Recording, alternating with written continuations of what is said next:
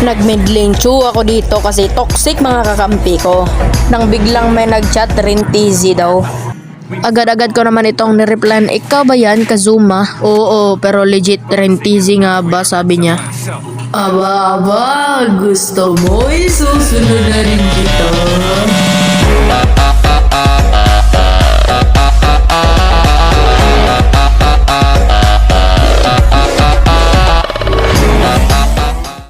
Nagki-clear lang ako dito nang biglang may sumulpo tapos in-style lang ako papuntang tore. Mabublubap lang sana ako dito nang hindi ko alam nandun pala siya sa bus. Buti na lang naultihan ko pa siya pero wala pa rin akong takas. Highs. Habang ako nag-aabang dito nang hindi ko alam nagbigla siya nag-first kill sa mukha ko. Buti na lang naisisan ko siya agad at hindi ko rin siya papatakasin.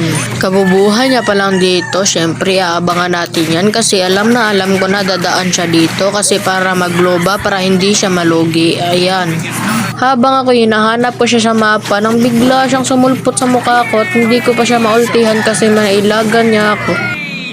Dahil alam kong nasa buo siya, siyempre gugulatin yan. Akala mo ikaw lang marunong maggulat?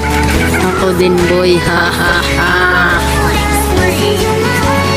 At gaya nga nung mga tiktoker na tinalo ko, ipapatikim ko din sa iyo ang malagubuldas ni Raichu. Ha ha.